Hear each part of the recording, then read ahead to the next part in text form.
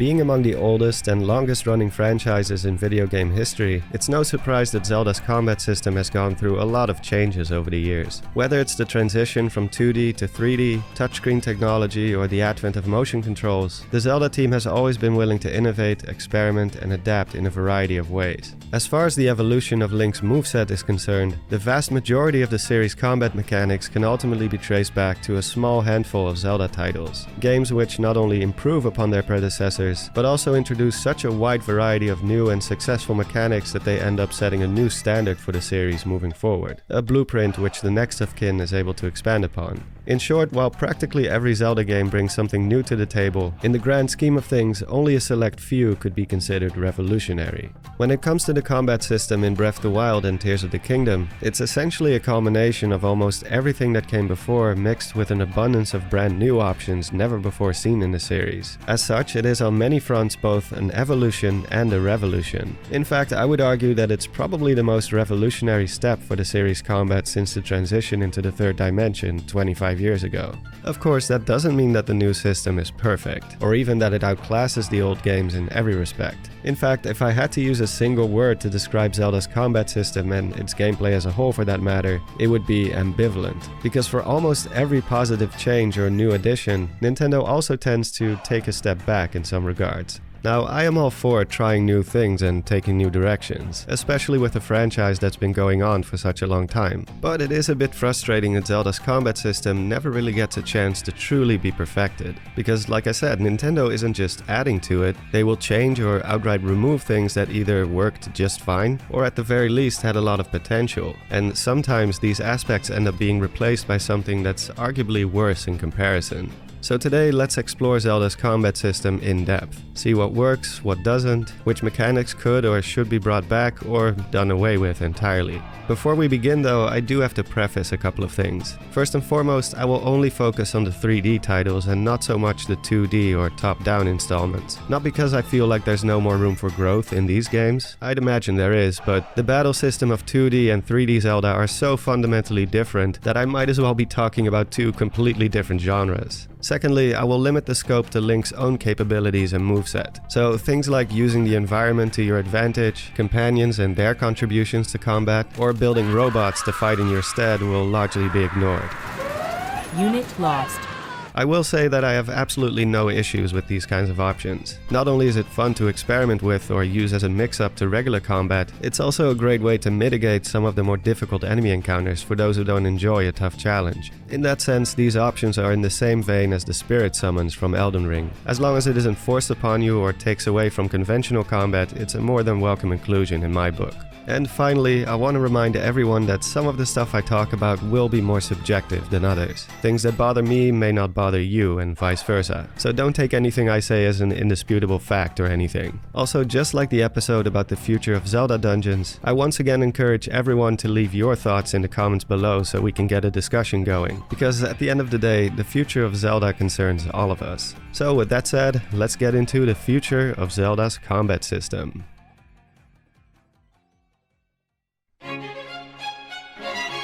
As I stated before, due to the sheer amount of new options it introduced, I would argue that Breath of the Wild was the most revolutionary step for Zelda's combat system since Ocarina of Time. As such, for the sake of the structure of this video, I think it's only fitting that we start by looking at Ocarina, and from there move up the 3D Zelda library so we can see exactly how the system evolved over time, which mechanics got introduced and when, how some of them changed in subsequent titles, as well as all the stuff that was lost along the way. Then in the final segment, I will take all of that information and give you my personal take on an ideal combat system for a future Zelda game. So let's kick things off with... When talking about the combat system of Ocarina of Time, we of course have to start by mentioning Z-targeting, a mechanic so revolutionary that it set the standard not just for Zelda but the industry as a whole. According to the game's general director Toru Osawa, the idea actually came from a stage play some of the staff attended at a theme park, one in which a single samurai fighter faced off against multiple opponents. In one instance, one of these enemy combatants threw what's known as a Kusarigama, basically a sickle with a chain attached, which the lead samurai managed to catch from the air. As the chain stretched, the two fighters became locked in a sort of tug of war, and subsequently started to move in a circle around each other. This single piece of choreography gave rise to the type of one-on-one duels we see in Ocarina of Time, where both the enemy and the player character are locked onto each other and strafing around each other's position. It's a cool piece of video game history when you think about it. As for the actual swordplay of Ocarina, for a 3D adventure game of its time, it offered a surprising amount of variety in terms of the actions you could perform. In most sword-based action-adventure games of the time, you were kinda stuck with the same predetermined swing animation or short combination, but Ocarina of Time went a step further. By holding the control stick in one of 4 directions or combining certain inputs, there's a variety of sword swings and combos available. These include a neutral combo, holding left, holding right, and holding forward. Additionally, there's of course the jump attack, a charged spin attack straight out of A Link to the Past, a quick spin attack, a crouching stab, as well as a variety of movement options like strafing, rolling, the backflip, side hop, and so on, most of which are still being used today. With all that said, Ocarina was the first of its kind, and so naturally they didn't get everything right on the first try. So let's highlight some of the more negative aspects. For starters, projectile-based weapons like the slingshot, boomerang, and bow feel rather stiff and outdated by today's standards. When aiming in first person, you're basically nailed to the ground, meaning you have to switch back to third person every time you want to reposition yourself. You will also overshoot your target a lot of the time because of how insanely sensitive the controls are, which is a well-known issue in this game. Aiming in third person, on the other hand, is way too easy in my opinion. In Breath and Tears, even after locking onto an enemy, you still gotta adjust your aim if you want to go for weak spots or circumvent armor. But in Ocarina, it's as simple as hitting Z and there you go. Even if an enemy has a weak point, Link will automatically target that body part, so there's no strategy to it whatsoever. The game tries to compensate for this by making certain enemies immune to projectiles, even if they don't have armor, which feels a bit artificial. Admittedly, this wasn't a huge deal back in '98 because there was very little to compare it to, but nowadays the old ways of using projectiles does show its age. There's a certain disconnect between first person and third person that was thankfully solved in the last 2 games with the over-the-shoulder view. The same can be said about practically every item that has some form of combat implication. There's very little reason to pull out the hammer, for example, unless the enemy was specifically designed for it. That or the item is so overpowered that the game has to place artificial constraints on it, usually by making difficult enemy types and bosses completely immune to its effects. It's a very old school approach to item play, and while I do love me some old school game design, I am happy that many of these items became more streamlined in the last 2 games. The fact that you can use a boomerang as both a projectile and a melee weapon just makes sense. I feel pretty much the same way about weapon-based items in all 3D Zelda games prior to Breath of the Wild, so I'm not gonna repeat this point for every game on the list unless there's a significant change worth mentioning. As for conventional sword fighting, its biggest weakness by far is just how telegraphed it is. In the case of more complex enemy types, the pacing is almost entirely dictated by the opponent. You can't stagger enemies or break their guard in any way, and the aforementioned swing directions, as cool as they may look, have little to no bearing on whether you will land a hit or not. It's purely there for show. When the opponent has their shield up or is programmed to dodge incoming attacks, you're basically forced to just stand there and wait for them to make the first move, giving rise to the infamous pattern of waiting and attacking, waiting and attacking. On the flip side, most enemies also have no way to break Link's defense, which makes shielding kind of OP in this game. In a lot of modern games, shielding is tied to stamina or some other attribute like posture. Knowing when to block an incoming attack or stand down and keep your distance until your stamina recharges is all part of the strategy here. But in Ocarina of Time, it doesn't work that way. With only a few rare exceptions, you can block just about anything indefinitely. There's no punishment or limit to this whatsoever. As for the few attacks that are able to get past your guard, they end up feeling cheap more than anything, because it's not like you get staggered, leaving you open to a potential follow-up. Instead, these attacks simply pretend like your shield doesn't exist, so the only way to know that they can't be blocked is by taking a massive amount of damage first. One final nitpick is that in the case of enemy groups, some enemy types are programmed such that they won't attack unless they're being targeted. So instead of using their numbers to their advantage, they will politely stand down as you pick off their friends one by one, which kinda defeats the whole purpose of having multiple opponents. In short, Ocarina of Time's combat is far from perfect, but it was the first attempt at 3D Zelda. If we ignore 25 years of hindsight, it is still very impressive what they managed to achieve back then, and a solid foundation for the future of the series. As for its direct sequel, Majora's Mask, there's really not much to say as the combat system is close to identical. The only notable inclusion are the transformation masks, but they don't fundamentally change fights in any noticeable way. So instead, let's move on to Released only 4 years after Ocarina and just 2.5 years after Majora's Mask, The Wind Waker does not stray very far from the foundation of its predecessors. The only things that are lost are turtle shielding, which was cute but ultimately inferior to regular shielding since you can't move, and the crouching stab is also a thing of the past, which was also not all that useful, at least not that I remember. Besides that, everything present in Ocarina is also present here, and the differences mostly lie in the smaller details, so let's focus on the changes and additions. Whereas Ocarina allowed for a 3-hit combo, Wind Waker adds an additional swing to the mix, making it a 4-hit combo. Furthermore, you now have the ability to influence your attack pattern mid-combo by changing directions on the control stick before every swing. In Ocarina of Time this wasn't possible. You could only choose one direction at the start of the combo and stick with it until you get to the finisher. But here you can string together various sword swings which can make for some pretty flashy combinations. Just like Ocarina, it doesn't have much use besides the aesthetics of it, but it does look pretty cool at least. Aside from having no strategic implications, I do have one additional gripe, which is that for some reason these combos can only be performed while targeting something. When you're not locked on, Link will default to more basic sword swings. You can still change the directions of your swings, but it's noticeably different from the combos you perform during an actual fight, which, I don't know, creates a bit of a disconnect. Also, just as a little fun fact, to my knowledge, Wind Waker is the only 3D Zelda game where you can roll while Z targeting and having your sword out at the same time. In the other games, performing a roll while targeting is either not possible at all, or only if you have the sword on your back. But here it can be done. The only catch is that you have to be shielding. If you press A without shielding, you'll just perform the usual jump attack. The game also introduced the ability to pick up and use weapons dropped by enemies, either after they are defeated or if they lose it mid-fight, in which case they will continue to attack Link unarmed. They will even detect and pick up not just their own weapons, but those from other enemy types as well and use them against you. It's a nice addition and it feels like the precursor to Breath of the Wild's enemy AI. Speaking of which, another addition which I think is unique to this game alone is that enemies can actually hit each other. And I'm not talking about physics objects or explosives like in Breath and Tears, but with their regular attacks. While this can lead to some very funny moments, I do get why they removed it again in later games. It makes fights against multiple foes kind of a breeze, as more often than not they will take care of each other for you. Another positive change worth mentioning is that you can now swap between different arrow types on the fly, a massive improvement over Ocarina and Majora where this was only possible from the inventory.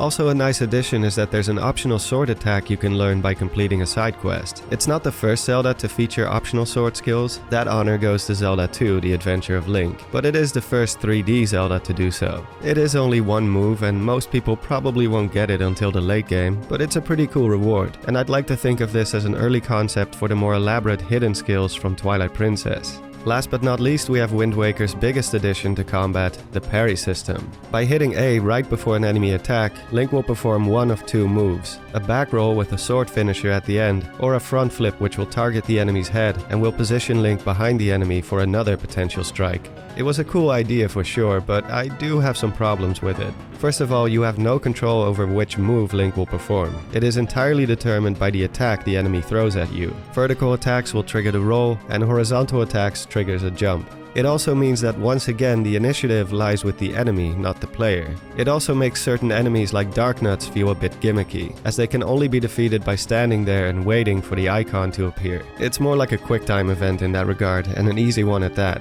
It's nowhere near as strict or difficult to pull off as the shield parry from Breath of the Wild, for example. To summarize, Wind Waker played it safe and didn't stray very far from the previous two games. It made some notable improvements, but also perpetuated some of the flaws of its predecessors. It is the first Zelda to feature a parry system, and for that alone it deserves at least some respect. The system may not be perfect, but some of its ideas did set the stage for a variety of mechanics that future installments would ultimately build upon. Which brings us to...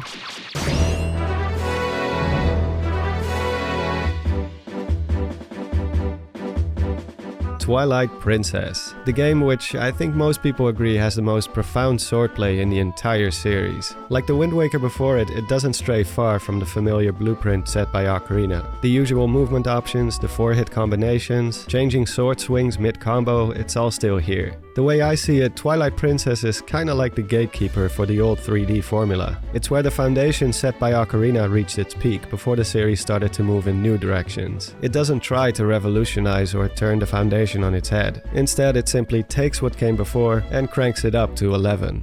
For starters, it recontextualizes the parry system from the Wind Waker. Instead of a predetermined QuickTime event you have no control over, they are now part of a series of optional moves the player can execute whenever they so desire. In the case of the backslice, by hitting jump right upon landing from a side hop, and then pressing the dedicated sword button mid-roll to trigger the attack. And for the helm splitter, by performing a shield bash to open up the enemy's defense, and then following up with a jump attack to do the actual flip. What's great about this setup is that it turns both of these attacks into a multi-stage move, meaning you can perform the entire string by following up with the next input, but you can also choose not to. For example, you can roll behind the enemy and choose not to trigger the sword attack and instead go for a different option. Or you can simply use the roll purely as a dodge mechanic to cover more distance. Likewise, you can use the shield bash to open the enemy up without performing the flip, and choose another attack option instead. It's a lot more flexible than Wind Waker's parry moves, and it pretty much solves the pacing issue from the previous game, since now you can take the initiative and go on the offensive. Even better is that the helm splitter and backslice are only 2 of a total of 7 hidden skills the player can learn throughout their quest, only one of which, the ending blow, is mandatory. Everything else is optional, which not only makes for great side content, but you can make the game significantly easier or more difficult depending on which skills you choose to learn or not, as some enemies like Darknuts are a lot harder to deal with without the backslice, for example. Besides the hidden skills and standard combos, there's also the ability to attack while moving, being able to use the sword on horseback, which was sorely lacking in Ocarina and Majora. You can perform a quick stab at the end of a roll. You can even do a sword swipe in mid-air, which I actually only found out about while recording footage for this video. Another small improvement is that charging up a spin attack no longer requires you to do a normal swing first, which is how it used to work ever since A Link to the Past. Last but not least, enemies can actually break Link's guard this time around, and not like in Ocarina of Time where the attack flat out ignores the shield. Instead, you get staggered for a brief moment, which doesn't guarantee getting hit, but it does make you vulnerable to a follow-up. So next, let's address some of the flaws, which there are quite a few of despite all my praise. First and foremost, as amazing as Link's moveset is in human form, his wolf form is painfully underdeveloped, so much so that there's barely anything to say about it. There's no hidden skills that apply to the wolf, no way to finish an enemy off after they get knocked down. His entire moveset consists of a total of 3 attacks, and that's about it. You can really tell that they poured all of their effort into human Link, which would have been fine if not for the fact that you spend a significant amount of time stuck in wolf form, especially in the early to mid game. Next, the option to use enemy weapons did not carry over from the Wind Waker, which I do think is a bit of a shame. I mean, I would have loved to use that big-ass sword that Darknuts carry, for example. In fact, it wouldn't be until Breath of the Wild that this mechanic would be reintroduced, unless you count the fight with Koloktos in Skyward Sword, but that's very situational. Another point worth mentioning is that while I do think it's great that Link's guard can be broken, you can still block the vast majority of attacks indefinitely. So in that regard, shielding continues to be a bit too powerful an option, which is further amplified by the fact that in this game, Link will shield automatically when he's locked onto an enemy. As long as you're not attacking, you always have your guard up. There's no separate input to raise or lower your shield like before, which I think makes it a little too easy. And I guess Nintendo agreed because it was removed again in all subsequent titles. One final nitpick is that there's a lot more of a delay on the sword swings in this game. It's not that apparent from gameplay footage alone, but there is a noticeable wind-up to Link's attacks after you do the input. And it's not a hardware issue either, by the way, because other actions like rolling or using an item are much more responsive. Now, it is technically more realistic that Link has to lift up his arm before he can swing away, but I think they could have shaved off a couple of frames from the startup animation, because it does make attacking feel a lot less fluent and snappy than it did previously, especially compared to the Wind Waker. Again, minor nitpick, but it is worth mentioning. In conclusion, the combat in Twilight Princess is for the most part very solid. It didn't shake the foundation of the series by any means, but the transition from Ocarina to Wind Waker and then Twilight Princess feels like a very natural evolution. It doesn't have the mobility of Breath of the Wild or the novelty of motion controls, but as far as swordplay is concerned, it has the most profound moveset in the series. And speaking of motion controls,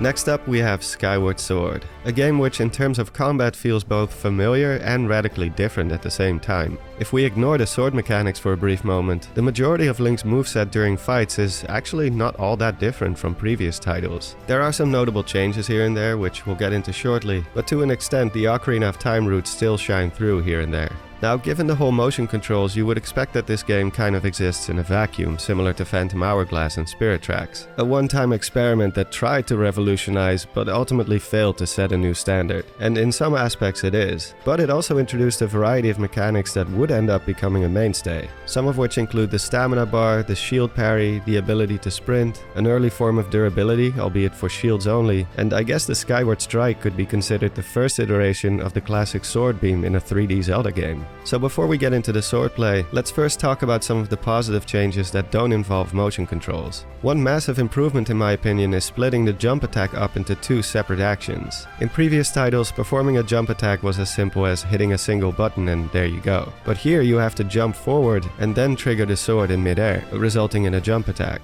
It may seem like a step backwards at first. After all, two inputs instead of just one sounds less optimal, but I would argue that it's better this way. The jump attack was pretty spammable in the older games, and the distance you could cover with it seemed to get bigger and bigger with every installment, which was a little overpowered, especially for an attack that deals double damage. This new approach also gives you just that little extra control over your actions. You can now delay the jump attack ever so slightly depending on when you decide to trigger it, or you can decide not to go through with the jump attack at all, for example if you see the enemy winding up for an attack of its own. It's also possible to buffer a jump attack during a backflip or side hop, again by triggering the sword in midair, which is a nice touch as well. Oh, and another little fun fact for those who don't know, this method of executing the jump attack was already conceptualized as early as 1997's pre-build of Ocarina of Time, but was scrapped again for the final build in favor of the auto jump. So it's quite interesting that Nintendo decided to reintroduce it 15 years later.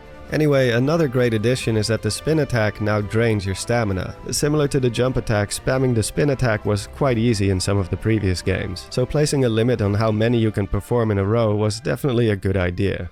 Next up, let's talk about swordplay. Because of the motion controls, you are no longer restricted to predetermined sword combinations, and instead you are basically stringing together your own combos hit by hit. I'm not sure if I like it more than the flashy combos from Wind Waker and Twilight Princess, but for this control scheme it definitely works. If there's anything Skyward Sword did right is that unlike the previous games, the direction of your sword swings actually matters this time around. It has a real impact on whether you will hit your target or not, which is how it would work in a real-life sword fight. Just like Twilight Princess before, there's a lot less waiting involved. You can immediately strike as soon as you see an opening. You can bait certain enemies to shift their guard, and instead of just waiting for a Skulltula to turn itself around and expose its very obvious weak spot for no apparent reason, in Skyward Sword it's up to you to open them up, which feels a lot more natural. As mentioned before, Skyward Sword also introduces the shield parry, also known as perfect parrying, which is a little different from the shield bash from Twilight Princess. The shield bash is more of an aggressive move, and is not really used to deflect attacks. The shield parry, on the other hand, is purely used for defense, and can be used to both deflect projectiles and melee attacks, in which case it will stagger the enemy for a short amount of time, giving you a chance to get a few hits in. When timed perfectly, it also negates any damage to your shield, which is a nice bonus. As a final honorable mention before we move on to the bad stuff, Skyward Sword is also the first 3D Zelda game where you can move while aiming in first person. It's not nearly as fluid as the over-the-shoulder view, but it was definitely a step in the right direction. On a quick side note, I actually thought the Wind Waker was the first to do this, but thanks to one of my observant viewers in chat, I now know that this wasn't actually possible in the original, only in the HD version, which came out a year after Skyward Sword. It just goes to show how used I've become to the HD version now. So that takes care of the good stuff. Now let's talk about the not so good stuff. While the directional weak spots are a great idea and something to keep in mind for the future, they did go a little overboard with it by giving practically every enemy a directional weak point, even the most petty ones, which was a bit unnecessary. It's the more complex fights like the duels with Girahim and Demise where this system truly shines. So next time they attempt something like this, I hope they can show a little more restraint. Just because you invent a new and exciting mechanic doesn't mean you have to slap it onto everything at every opportunity. I also have a bit of an issue with the way shielding works in this game. I previously mentioned the automatic shielding in Twilight Princess, and well, in Skyward Sword it's kinda the opposite. Shielding and parrying are both mapped to the same input, which is a bit counterintuitive. Every time you want to raise your shield, you have to do a parry first, and practically every other action such as attacking, dodging, or even just shifting the sword around will cause you to drop your guard again, forcing you to do another parry to raise it back up. It just feels awkward, and I think these two mechanics really should have been two separate actions. Next up, while the game did introduce some great mechanics, there are quite a few things that were lost along the way as well. For starters, the hidden skills are completely gone. Thankfully, you can still perform a finishing blow, which is now part of Link's base moveset, but it is a shame that there's no additional sword skills to learn, especially in a game with so much emphasis on swordplay. And you know, perhaps the motion controls got in the way, since there's only so many flails you can do with your arms, but I think they could have found a way around this. Maybe by combining motion with a regular input, for example, but it is what it is. Swinging the sword while moving has also been done away with, unfortunately, which actually would have been very satisfying to do with motion controls. I also can't help but feel that using the sword while riding a Loftwing was a huge missed opportunity, as it could have made for some amazing aerial combat scenarios. In conclusion, while it is difficult to compare the swordplay from Skyward Sword to, say, Twilight Princess, I would say that overall it did feel like a step back on many fronts. The new additions like the stamina meter and sprinting are all great, but they don't really compensate for the sheer amount of options that were lost in the transition from Twilight Princess. That being said, the directional swings and dynamic guard system was a great idea with a lot of potential, and I'd love to see something like it in the future. Not to this extent, but with a little constraint it could work, even without motion controls. Which finally brings us to...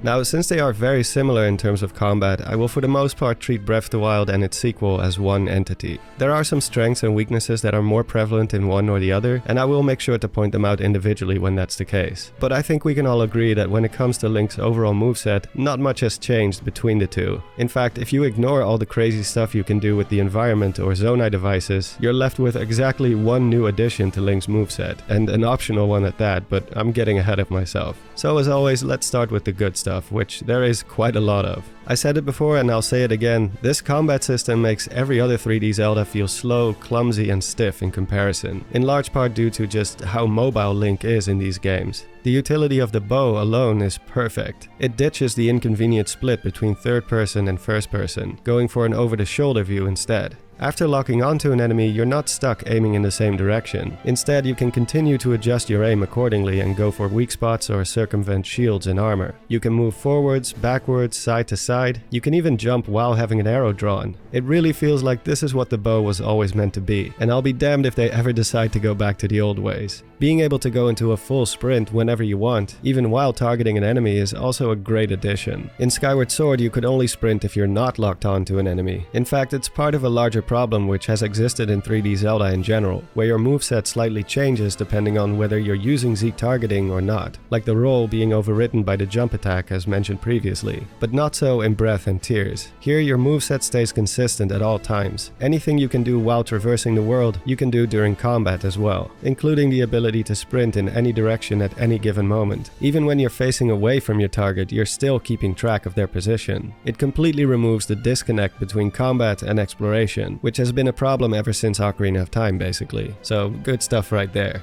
Moving on, the spin attack can now be charged up to 3 times, which will drain more stamina, but also increases the damage output the longer you hold on to it, which is a great touch. I also like that each weapon type has their own unique variant, be it a classic spin attack, spinning around for as long as you have stamina to spare, or a flurry of quick stabs, which becomes longer with every charge. The shield parry from Skyward Sword has also been carried over, and it feels even more satisfying to pull off here. The window is pretty strict, which I think is a good thing for a move like this, and they also improved its overall functionality a bit. Here, raising your shield and performing a parry are no longer mapped to the same input like they were before, and are instead 2 separate actions, as they should be in my opinion. And speaking of separate actions, the jump attack is still executed in the same way as it was in Skyward Sword, which I already explained is a good thing in my book, so I'm glad they kept it here. The option to perform a dash attack from a full sprint is also a very welcome inclusion, as is the down thrust, which despite being such an iconic move in Smash Bros, is actually the first time it's been featured in a 3D Zelda. I also think it's great that you can break an enemy's guard by simply continuing to wail on them. It's not always the best option to go for given the weapon durability, but at least you can be aggressive if you want to instead of just standing there and waiting.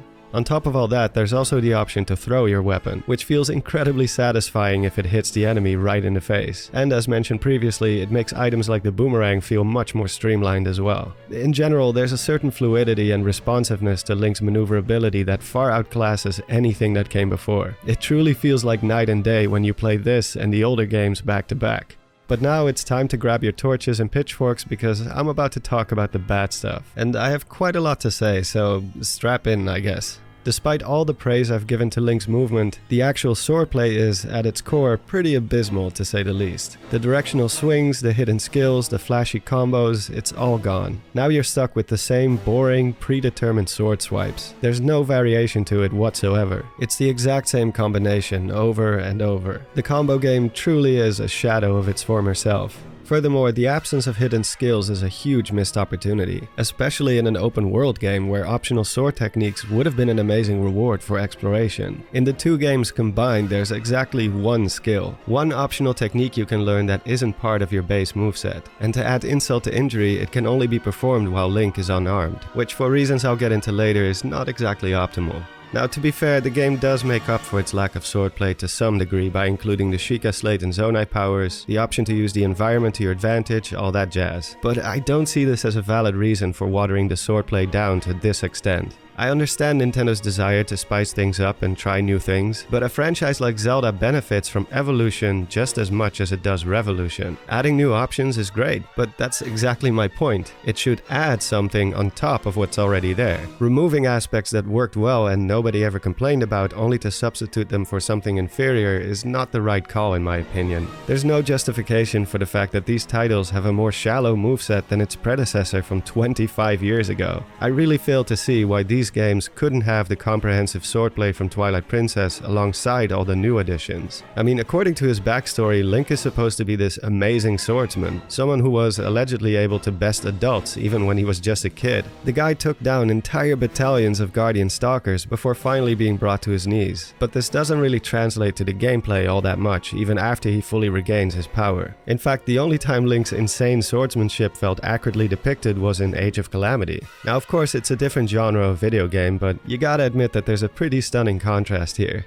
All of this to say that while I enjoy all the new and creative options to deal with enemies, I do kinda miss Link, the swordsman. It's been a core part of his character for decades, and I hope they don't continue to diminish this aspect of him in favor of building robots and all the other crazy antics. Next up, let's briefly talk about the Flurry Rush and Bullet Time. I will start by saying that I really like the idea, and I hope to see something like it carry over to future titles. But not in the way they are right now, because as it stands, they are kinda broken. The window for Flurry Rush, while a bit janky and inconsistent at times, is incredibly lenient. Heck, 9 times out of 10, I'm not even trying to get a Flurry Rush. It just happens, and that's kinda my main problem with it. I don't think something as simple as dodging an attack should lead to such a powerful reward, because there's no risk involved whatsoever. With perfect parrying, you at least run the risk of getting hit, staggered, or having your shield broken if you mistime it. It's a risky commitment that you choose to make. But dodging is something you're gonna do instinctively one way or the other. Even if you miss the window, you're still dodging. You're jumping out of the way, so more often than not, the enemy will miss regardless. In that sense, it's not only overpowered, it completely overshadows other options. I mean, a shield parry only leads to about 2, maybe 3 hits, so unless I'm trying to deflect a projectile, which only applies to a few very specific enemies, there's little to no incentive to choose a parry over a Flurry Rush, since the latter is less risky and leads to more damage.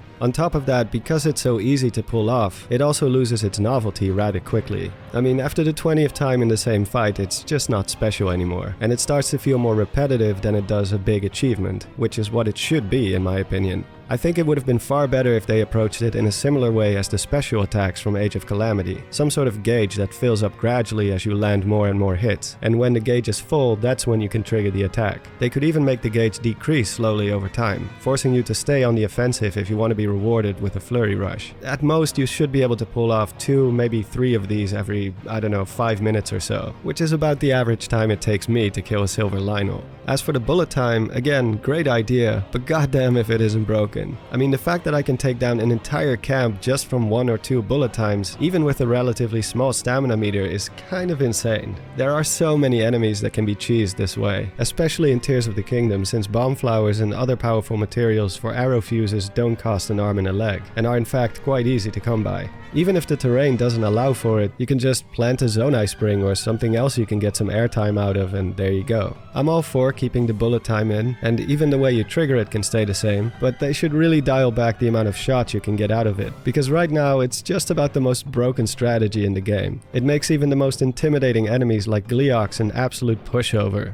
Which brings us to what I would consider the biggest issue of the new combat system, the pacing. Which is not so much a singular problem, but rather a collection of various questionable design choices stacked on top of each other. In isolation, most of these elements aren't a huge deal breaker. It's when they all come together that it starts to add up and the problem becomes noticeable. Now, on the surface, the footage I'm showing right here looks pretty awesome, right? It's fast, it's intense, it's got the slow-mo action, dodging projectiles, perfect parries. It's a pretty epic fight scene. That is, until I show all the footage I had to edit out to make it look this way.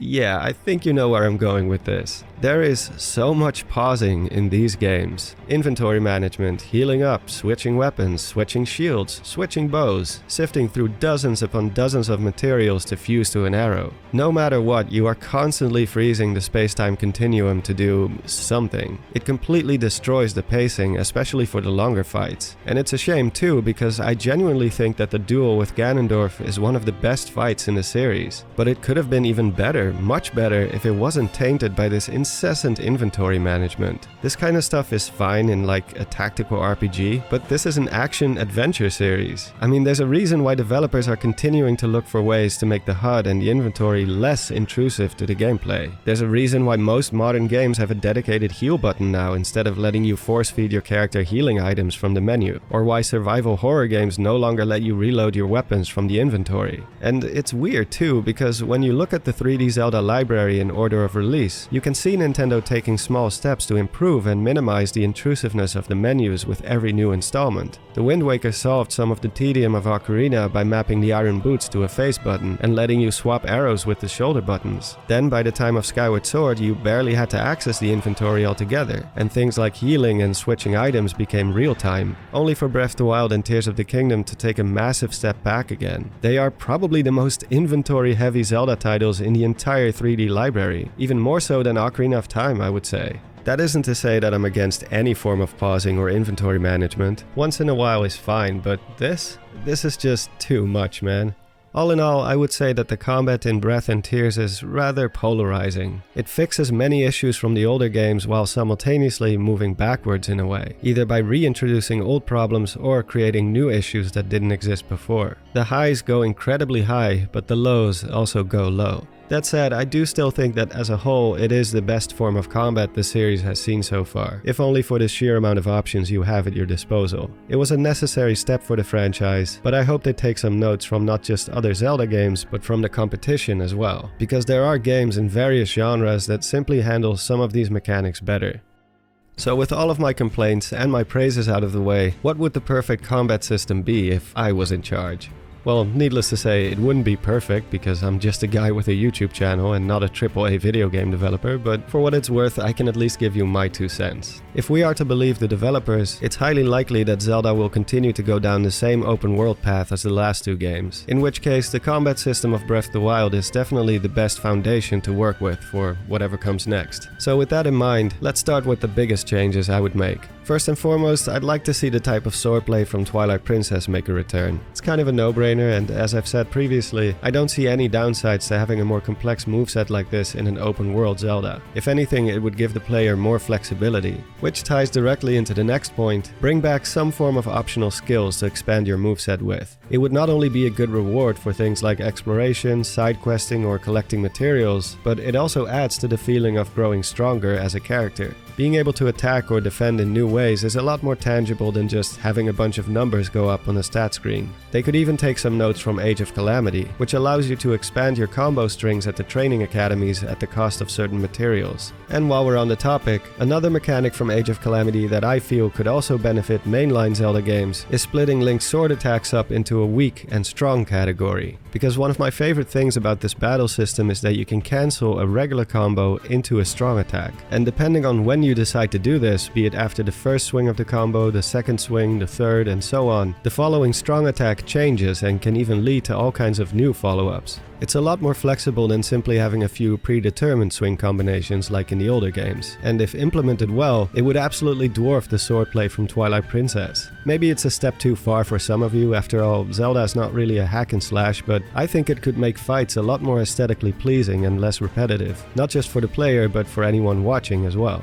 It doesn't even have to be mandatory. I mean, you can beat Age of Calamity without doing all this crazy stuff and just sticking with the more basic attacks. But I can say from experience that learning to execute the more advanced combos can be very satisfying. Next is the inventory stuff and the pacing I've been complaining so much about. Starting with the most basic one of all, healing. I purposefully didn't mention the healing mechanics in any of the games up until now because I wanted to save it for this part of the video and just tackle the whole thing at once. Now, as much as I love the cooking mechanic, and I do love me some cooking, the current healing system has to go in my opinion. It simply brings too many problems with it, not the least of which is just how incredibly overpowered it is. And I was actually kind of surprised that Nintendo decided to double down on this system for the sequel, because it's one of those issues that's been brought up quite frequently following the release of Breath of the Wild. The old healing system may not be perfect on every level, but at least there was a limit to it. The hearts you obtain from defeated enemies, pots, grass, and so on cannot be stored inside your inventory to be used later, and potions need to be stored inside glass containers, of which there's only a limited amount of in the game, usually around 4 or 5. In Breath and Tears, however, you can load yourself up with a near limitless amount of ingredients and meals, all of which can safely be consumed from the inventory at any given moment. In that sense, finding an apple or mushroom is like finding hearts with benefits, since food doesn't go to waste if you're on full health like the hearts do.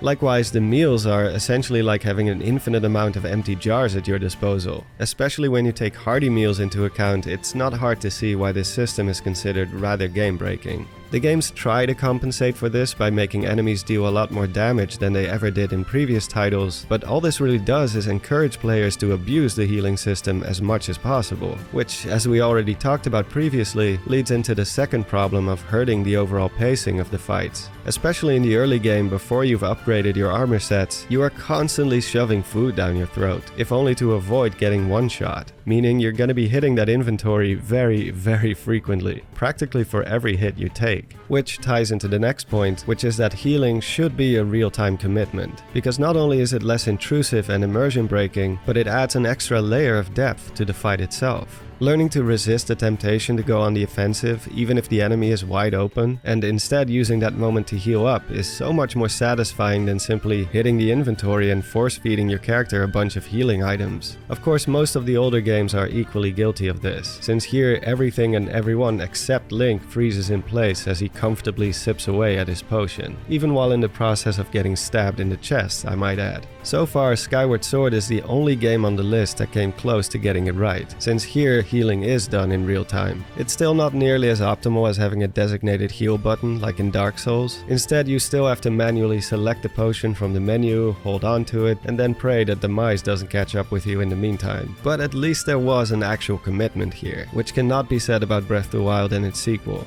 Now, there have been many suggestions over the years in regards to a solution to these issues. A solution that preferably still allows for the cooking mechanic to persist, because most people do love the cooking as it adds to the survival aspect of the open world. Some have suggested that restricting the amount of meals you can carry to a more reasonable number could solve the issue. Others propose some sort of hunger mechanic. In other words, you can only consume a limited amount of food at a time, and when Link is too full, you won't be able to heal for a while, not until he works up an appetite again. Something that's also been brought up is that it would be better if only cooked meals are able to heal you and not the raw ingredients. While these are good ideas, none of these proposed solutions really fix the problem beyond making the system a little less overpowered, which, as demonstrated, is far from the only issue. Personally, I think the best and easiest solution is to simply remove the healing property of food altogether, and instead bringing back a separate healing item like potions. Because the biggest problem of having the meals act as healing items is that it makes it very difficult to assign healing to a specific input like many other games do. There are so many different dishes with various effects and healing potential that it's impossible to account for which one you want to consume using a single input. Instead, you would have to add another oversized quick select menu to the pile, which I think we already have enough of at this point.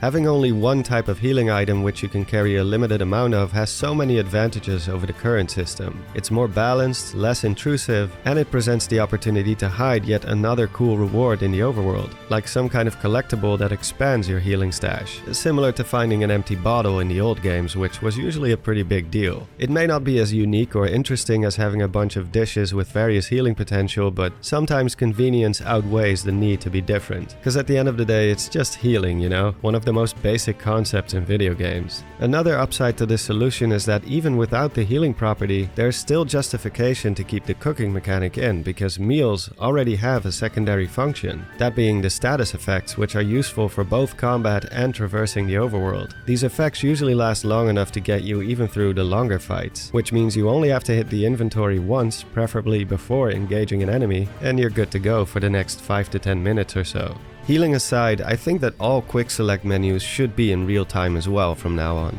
just like they are in Skyward Sword. Accessing the menus here doesn't conveniently freeze the game and interrupt the gameplay. Instead, you have to choose your moments, which is something I'd like to see being brought back in the future. At the very least, make the game go into slow motion like Age of Calamity and other games out there, because then there's still some movement going on, you know? It's a small change, but one that can significantly impact the overall flow of a game like this. As I've stated before, individually none of these menus are overly intrusive, but it's the fact that so many actions put the game on hold that it starts to add up quickly. In fact, it's the main reason why I barely use the Yiga Earthquake attack, which is a shame because it's actually a pretty cool move. It doesn't do a lot of damage, but it's a great way to stagger enemies, even some of the bigger ones like boss bokoblins. Unfortunately, you have to continuously equip and unequip a weapon if you want to go for quick follow-ups, and so it adds yet another small pause to the mix. It would have been much more satisfying if you could launch an enemy and then seamlessly follow up with a jump or dash attack, for example, without that little pause in between.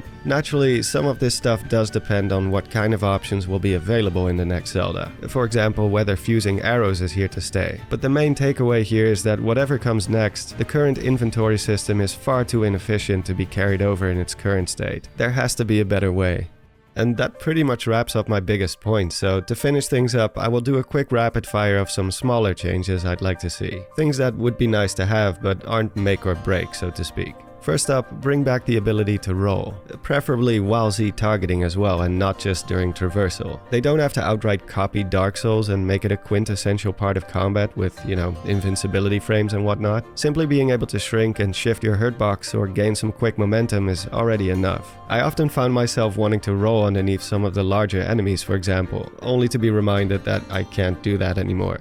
Next is changing Link's orientation mid-combo. In every mainline Zelda game up until now, once you start swinging, Link is basically locked in position and facing the same direction until the combo is over. But in Age of Calamity, for example, you can execute an entire string while simultaneously adjusting your orientation accordingly, which feels a lot more natural. I mean, if this guy can do it, so should Link, right? Next up, more aerial attack options. Ever since Super Smash Bros., I've always wanted to see a 3D Zelda where you can pull off more stuff like this. I'm not calling for a double jump, though, fun fact, this was supposed to be a thing in Ocarina of Time, just saying. But any addition to Link's aerial mobility and attack options would be more than welcome. And speaking of aerial shenanigans, getting ragdolled and knocked around like a hacky sack can be the absolute worst, and tends to take the wind out of a fight a little bit as you wait for Link to slowly pick himself back up again. Some sort of input to quickly recover yourself either from midair or right as you hit the floor would be a nice addition as well, I would say. Last but not least, allow us to block attacks not just with the shield, but also two-handed weapons. Now, I know this was probably done for balancing reasons, you sacrifice the ability to shield for more range or more power, but given how powerful an option shielding and especially perfect parrying can be, the heavy weapons especially feel a lot less viable. I mean, if Iggy Pop over here can block over 100 sword swings with a wooden spear, I see no reason why Link couldn't do the same. They can still balance it out by making enemy attacks inflict a small amount of chip damage as opposed to no damage at all, making the window for perfect parry even more strict, or even removing the option to parry altogether and only allow for blocking. Whatever works best. Again, I'm not an expert game designer, so maybe this would completely destroy the weapon balancing and make spears incredibly OP, but I think it's still worth testing. And with that, I have concluded my long-winded ramblings about Zelda's combat system. My apologies for taking so long with this one. What I thought would be a quick video, like 15 minutes tops, turned into an absolute sea of words. But at least I got it all out of my system. For the most part, anyway. I'm sure I'll think of at least a dozen more things I wish I would have brought up in the video, but I gotta stop it somewhere. I had a lot of fun going through all these games again and studying how their mechanics work, how they evolved the combat formula, and all the pros and cons that came with it. And yes, I did actually replay every single game on the list for that purpose. Well, that and capturing footage, of course. Once again, be sure to let me know what you think about the combat system and the suggestions and opinions I've expressed about it. I always enjoy engaging with you guys and discuss ideas as they help me broaden my views. A massive thanks to my Patreons and members for their continued support, to my mods on Discord, and of course to you for watching. That is all for now, and I hope to see you in the next video. Bye bye.